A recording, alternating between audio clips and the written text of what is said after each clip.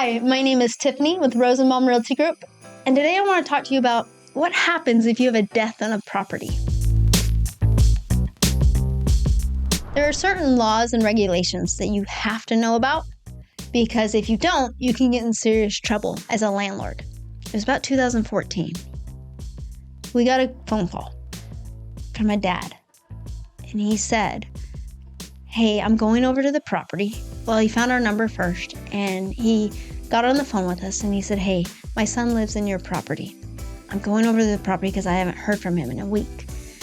And we looked up his account, and we said, "Well, he's been paying rent, and everything looks good." He said, "No, I haven't heard from him, so I have a feeling something really bad has happened." So the dad walked into the property, had a key because his son gave him one, got to the property, walked in, and saw the most horrific thing he could ever imagine. He saw his son that committed suicide on his bed.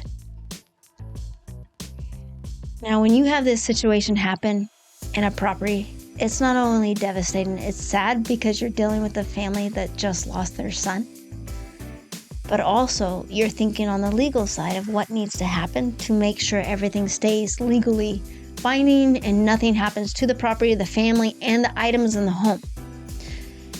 So as the dad called us back, he said, "My son committed suicide." And the first thing we always do is say, "We are so sorry." But at the same time, there's things that we have to go over, and we try to do this in a very gentle way, because when someone commits suicide or there's a death in the property, and especially when it has to be done with a gun, there has to be a hazmat team that comes in. And the estate of the person that lived in the home becomes responsible for the liability of that rent, anything that happened into the home. So because there was a hazmat situation, the estate would become responsible for that. So a delicate situation like this, a very delicate. We gave him the day, obviously, and said, "Hey, we'll contact you after you have a little bit of time to go through this process, and we are so sorry that this has happened." After we gave him a few hours and let him calm down, because he was very emotional when he talked to us, reasonably so, we called him back and we said, "Hey, when you have a little bit of time, we need to sit down and talk about what needs to happen. Because the longer you wait for a body to be removed, the longer you wait for a hazmat team to get in there, is the more damage that is done to the property." So the dad had the body removed, which took a couple days for them to come in and get it.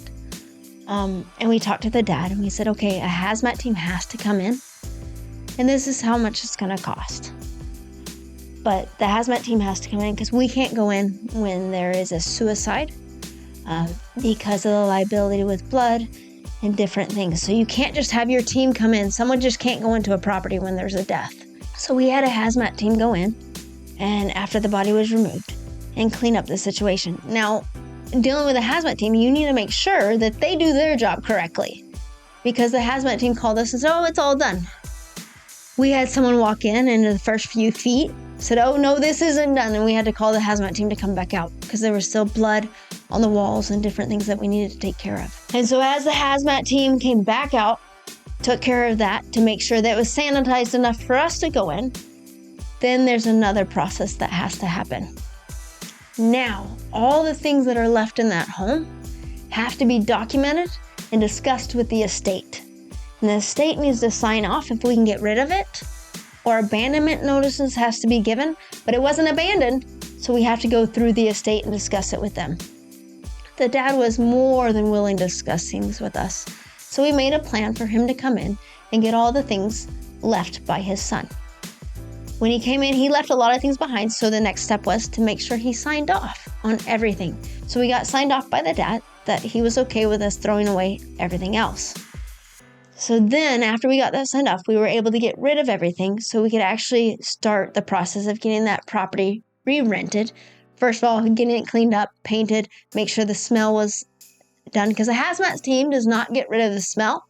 That is the responsibility of the landlord or the property management company that is over that property. So when that happened, we had to kill every wall.